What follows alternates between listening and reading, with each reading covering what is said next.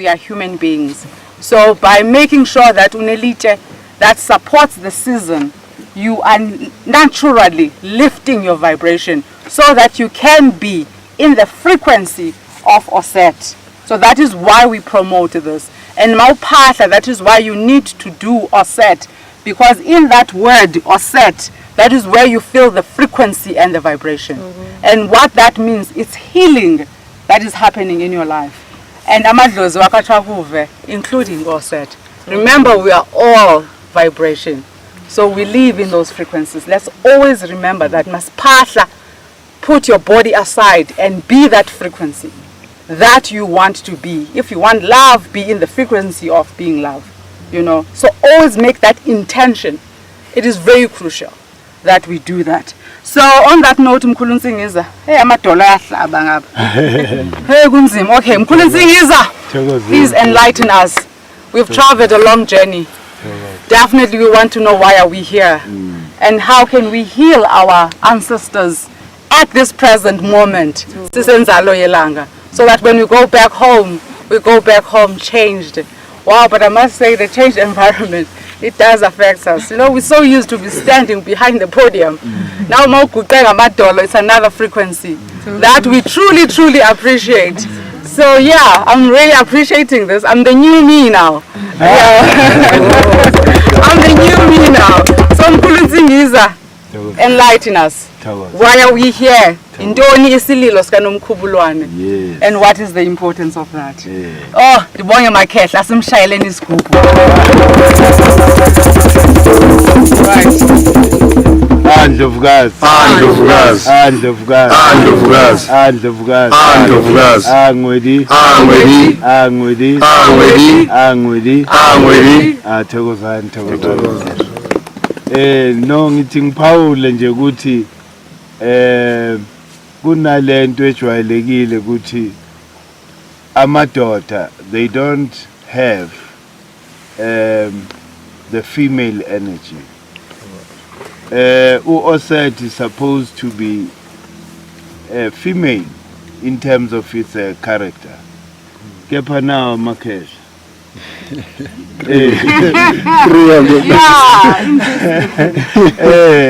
So akungabi ne confusion in your life. You embody that energy. That energy that facilitates iheka, the natural magic. Nina, you are masters of that. Oset is the only one that got to know the real name of Ra, Umvelingani. So you possess that energy. Meaning guti nina ningakhona ukuthi nisikhulumele nendlovukazi, because niyindlovukazi as much as you are males. So there should never be a confusion ukuthi mhlambe ugogo embodies a spirit of a male person.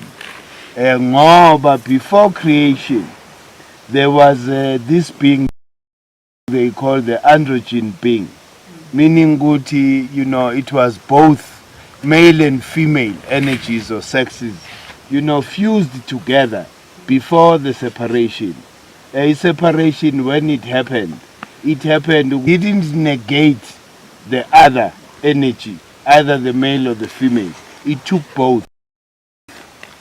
But again, it manifested as male, but you still possess. So masicela indlovukazi ukuthi kube yizo ezisiholayo, kube yizo ezisiphahlelayo, because indlovukazi, they are the people who embody the spirit of the moon. Yingakho Africa was great before, because okhokho bethu discovered that truth and that wisdom ukuthi abomama, it's natural for them ukuthi basebenzise what we call magic. It's not magic, but it is that frequency. When Oset was demanding to know the name of Ra, the hidden name of Ra, because Ra was affected by Set, Ra needed healing, but now Jehuti on the set managed to fix the eye of Ra. So meaning that energy ka Oset, it's so powerful because it possesses. What is that name? Is that frequency. Tina sinayo le frequency, but nina and you have it more. So akubi nenkinga ukuthi ni join isigungu so mama. Uma omama banikezwa itask ukuthi sicela nisikhulume nendlovukazi. Nina ninemvume nisabelo sokuthi ni join kulo msebenzi. Thokozini. Our set. Ndlovukazi. Namhlanje sithi isililo sika Nomkhubulwane ngoba uNomkhubulwane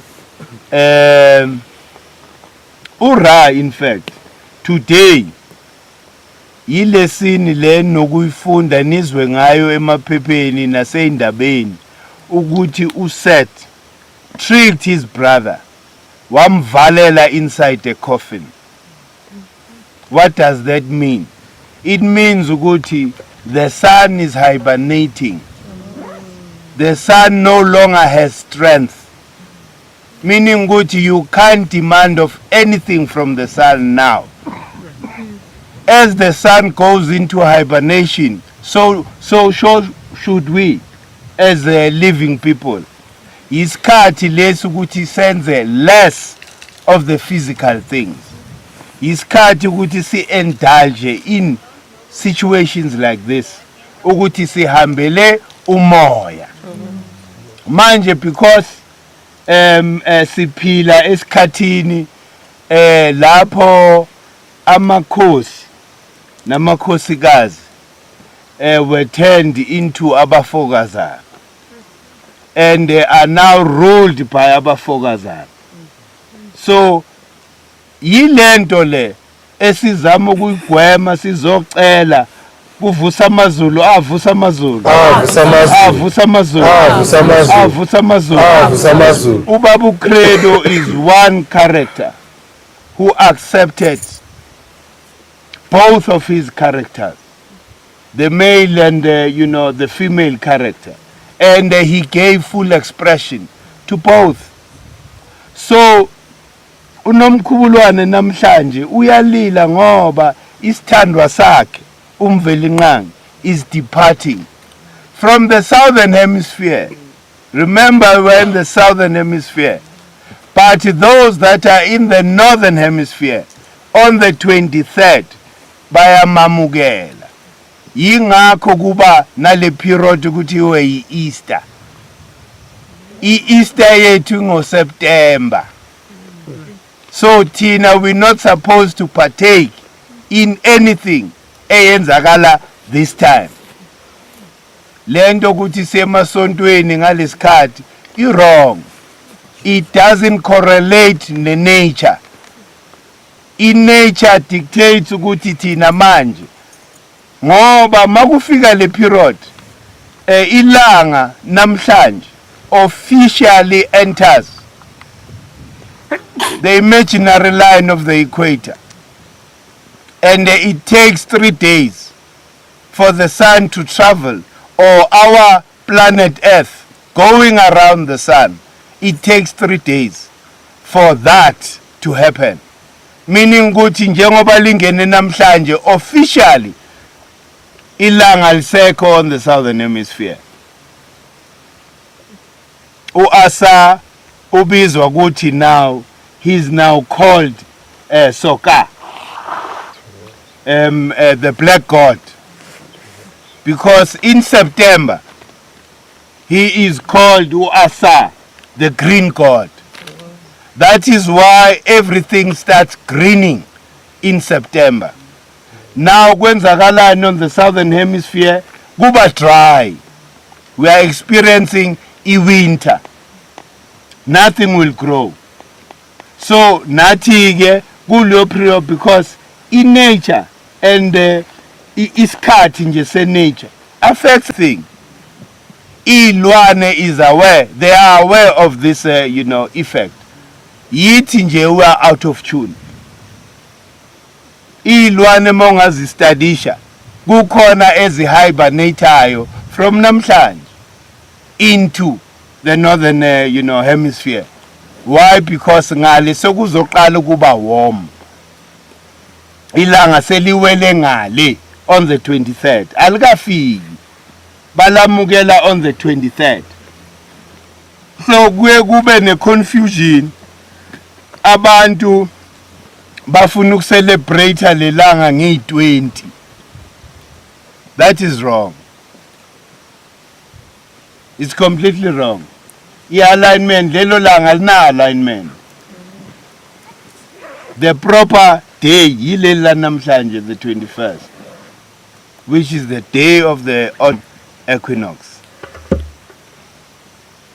So everything is halwa kabusha in the northern hemisphere, but thina we're experiencing a departure of the sun. So ilanga goes into a hibernation until on the 21st of June. On the 21st of June, shokuthi ilanga nomhlaba, ilanga is furthest from Earth. But on that day, it makes a U-turn, coming back to the southern hemisphere. So we call the Day of Hope. So the significance yale calendar yethu. That is why noma kunzima kunjani siyazi ukuthi at the end Africans have to adopt le calendar. Hey, yinto nje esinikeze hope ukuthi whether ama-Africans ayayithanda or ayithandi lento, they have to adopt it because it's theirs. La sikhona, it's proof ukuthi they started the calendar. No other nation in the world had that opportunity to initiate this intelligence. They abayikhombisile ngokuthi bakhe lesakhiwo. I believe these stones were transported. They are not from here. They were transported and carved. This site is older than the site of the pyramids of Giza. So it's a very, very important site. Like I said, Bonabakhulu ute basic communicator nabantu abasengulubeni from here. Bebelendelala. He relates these stories about Bonabakhulu. But now, because sometimes uzothola ukuthi ukhuluma with a colonized mindset, bese ke simbuka ngathi uyahlanya uBonabakhulu. And they prove now. Who can hide this? Nobody can. He proof nje ukuthi umuntu omnyama uye ifirstborn. Asizenzanga lezi zinto lezi ukuthi mhlambe besifuna ukuboasta or in. Isambulelo sehlela kithi qala. We were the first ones to be given this knowledge and information about what happens above, because everything that happens above affects everything here on earth. Everything that is above mirrors everything that is here on earth. The intelligence of our ancestors, for them to align these stones to the Orion star formation, that tells us how great our ancestors were. That is why once you know this knowledge, you can never again be a slave. It just cleans you, unless we are just beyond redemption. Hey, because the proof is there. Bakhona abantu abanjalo. They are beyond redemption. Why? Because bona they have normalized the colonization. Whatever umlungu ayishilo is the alpha and the omega. So we cannot, Tina, this generation, raise such children. We went through it. Our fathers went through it. Our forefathers went through it. How many generations have been affected by ignorance? So this is where it begins. From here you walk boldly as an African person. Thokoza Mkhulu. Yes! Thokoza. You are the first scientist. Hey! You are the first doctor, you are the first everything. Why? Because you are the parent of humanity. Hey, it's not because you are privileged or anything. Hey, you are the first one to be developed. So it's up to us not to transfer this demon of ignorance to our children. That is why I'm so happy to see some of the children are here, and mostly youth. Because you guys are people that are supposed to live this life. Tina, we might not get there. Kepanina, many, once you've decolonized your mind, then the future Africa is bright. Hey, siyabayeka labo batanase. Their time is up. Umoya confirms that by the things they do in front of us. Acting like clowns. Huh? Old people